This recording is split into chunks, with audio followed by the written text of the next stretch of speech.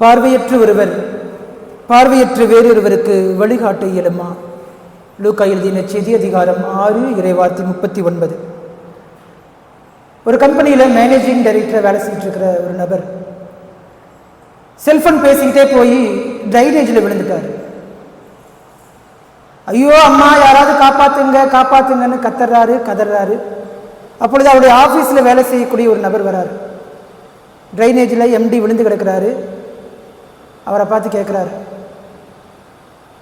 கணக்கில் புலின்னு கேள்விப்பட்டிருக்கிறேன், கணக்கை தவிர வேறு எதுவுமே தெரியாதுன்னு கேள்விப்பட்டிருக்கிறேன், ஆனால் இன்றைக்கி தான் பார்க்குறேன் உங்களுக்கு கண்ணே தெரியாதுன்னு, போயும் ட்ரைனேஜுக்குள்ளே விழுகலாமா அப்படின்னு சொல்லிட்டு தன்னுடைய மனசில் இருக்கக்கூடிய அந்த காழ்ப்புணர்ச்சியை கொட்டிட்டு கடந்து போய்விட்டாராம். ரெண்டாவதா அவருடைய வீட்டுக்கு பக்கத்தில் இருக்கக்கூடிய ஒரு நபர் வரார்.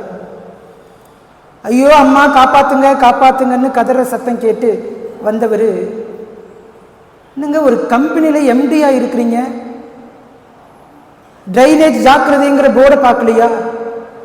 நீங்கள்லாம் என்னத்தை கம்பெனியை வச்சு நடத்தி கிழிக்கிறீங்களோ அப்படின்னு சொல்லிட்டு கையை நீட்டுறாரு. கை எட்டலை,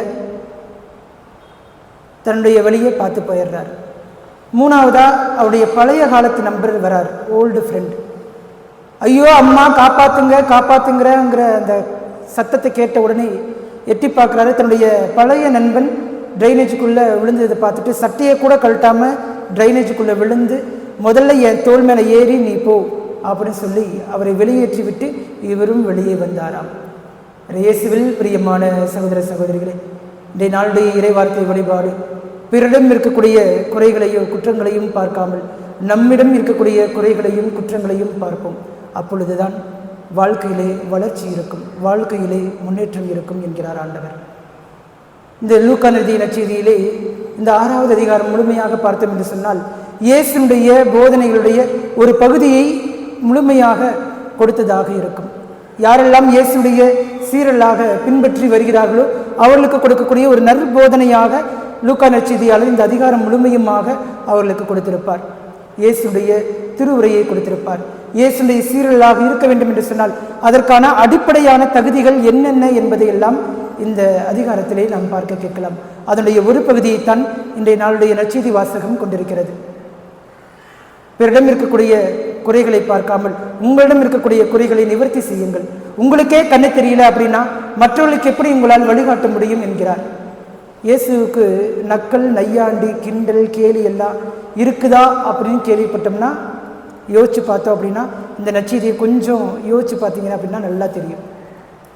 ஏப்பா உன் கண்ணில் இவ்வளோ பெரிய மரக்கட்டை இருக்குது, அதை தூக்கி எறியாமல் உன் பக்கத்தில் இருக்கிறவங்க கண்ணில் தூசி விழுந்துருச்சா, ஊதி விழட்டுமா, திரும்ப விழுந்துருச்சுவா, எடுத்து விழட்டுமான்னு கேட்குறியே, நியாயமாக இருக்கா என்கிற ஒரு கேலியாக கிண்டலாக இன்றைய நற்செய்தி வாசகத்திலே ஆண்டவராக இயேசு கூறுவதை பார்க்கலாம். சாதாரண தூசி விழுந்தாலே நம்முடைய கண்கள் எல்லாம் ஆட்டோமேட்டிக்காக மூடிடும். அப்படி இருக்கும் பொழுது திரும்ப விழுந்துச்சு அப்படின்னா கண்ணு திறக்க முடியாத அளவுக்கு வலியும் வேதனையும் இருக்கும். இதில் அம்மாவுடைய மரக்கட்டை கண்ணு முன்னாடி கண்ணுக்குள்ளே இருக்குது அப்படின்னா கண்ணு தெரியுமா தெரியாதா? தெரிவதற்கு வாய்ப்பே இல்லை. கண்ணு தெரியல அப்படின்னா உனக்கு பார்வை சரியாக இல்லை என்று அர்த்தம். பார்வை சரியாக இல்லை என்றால் நீ குருடனாக இருக்கிறாய் என்று அர்த்தம். அப்போ நீயே ஒரு குருடனாக இருக்கும் பொழுது மற்றவர்களுக்கு வழிகாட்டுகிறேன் வா என்று சொல்லி உன்னால் எப்படி சரியான வழியை காட்ட முடியும் என்கிறார். பிரியமான சகோதர சகோதரி, இன்றைய நாளிலே நம்முடைய தனிப்பட்ட வாழ்க்கையை எடுத்துக்கொள்வோம். இன்றைய நாள் அடுத்தவங்களை பற்றியெல்லாம் பார்க்க வேண்டாம், நம்முடைய வாழ்க்கையை நம்ம நினச்சி பார்ப்போம். 2 பேர் சேர்ந்து உட்கார்ந்துட்டு இருந்தோம் அப்படின்னா இன்னொரு நபரை பற்றி தான், அதாவது 3வது நபரை பற்றி தான் நம்ம பேசுகிறோம், புரணி பேசுகிறோம், காசிப் பேசுகிறோம். நல்லா புரிஞ்சுக்கோங்க, 2 பேர் சேர்ந்து நீங்கள் இன்னொருத்தரை பற்றி பேசுகிறீங்க அப்படின்னா ஏதோ ஒரு 2 பேர் உங்களை பற்றி இந்நேரம் பேசிக்கிட்டு இருப்பாங்க. ஒரு கல்யாண வீடாக இருக்கலாம், ஒரு சீராக இருக்கலாம், ஒரு மங்களகரமான காரியமாக இருக்கலாம், வீடு மந்திரிப்பாக இருக்கலாம். ஏதாவது ஒரு இடத்துக்கு போனோம் அப்படின்னா அதில் எங்காவது நல்ல விஷயங்களை பேசுகிறோமா அப்படின்னு பார்த்தா இல்லவே இல்லை.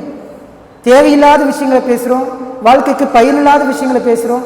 அடுத்தவங்க வாழ்க்கையில் என்ன நடக்குது அப்படிங்கிறத பகிர்ந்து கொள்வதில் அவ்வளோ ஒரு அலாதியான ஒரு இன்பம். அதற்கு பதிலாக நம்ம வாழ்க்கை எப்படி போகணும், நம்முடைய வாழ்க்கையில் வளர்ச்சிக்கு என்ன செய்ய வேண்டும் என்பதை கலந்து ஆலோசித்தால் வாழ்க்கையிலே வளர்ச்சி இருக்கும், முன்னேற்றம் இருக்கும், ஆசீர்வாதம் இருக்கும். ஆனால் பல நேரங்களில் நாம் செய்கிறது அடுத்தவங்களுடைய வாழ்க்கையில் என்ன நடக்குது அப்படிங்கிறத பேசுகிறதுல தான் அதிக மும்முரத்தை காட்டுமே தவிர நம்முடைய வாழ்க்கைக்கு என்ன தேவை, நம்முடைய வாழ்க்கைக்கு எது சரியானது என்பதை பேசுவதிலே அக்கறை இல்லாமல் இருக்கிறோம். வாழ்க்கையிலே வளர்ச்சியை காண வேண்டும் என்று சொன்னால் 2 வழிகளை பின்பற்ற வேண்டும். வெற்றிக்கான வழி என்ன என்பதை சிந்தித்து பார்க்க வேண்டும், முதல் வழி. 2வது, நான் என்ன தவறு செய்திருக்கிறேன், என்னுடைய குற்றம் என்ன என்பதை பார்க்க வேண்டும். இந்த 2 வழிகளையும் நாம் சரியாக பின்பற்றினோம் என்று சொன்னால் வாழ்க்கையிலே மற்றவர்களைப் போல நாம் வளர்ச்சி காண்போம், முன்னேற்றம் காண்போம். நம்முடைய வாழ்க்கையும் ஆசீர்வாதமாக இருக்கும்.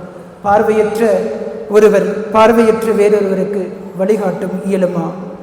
லூக்கா 6வது அதிகாரம் இறைவார்த்தை 39.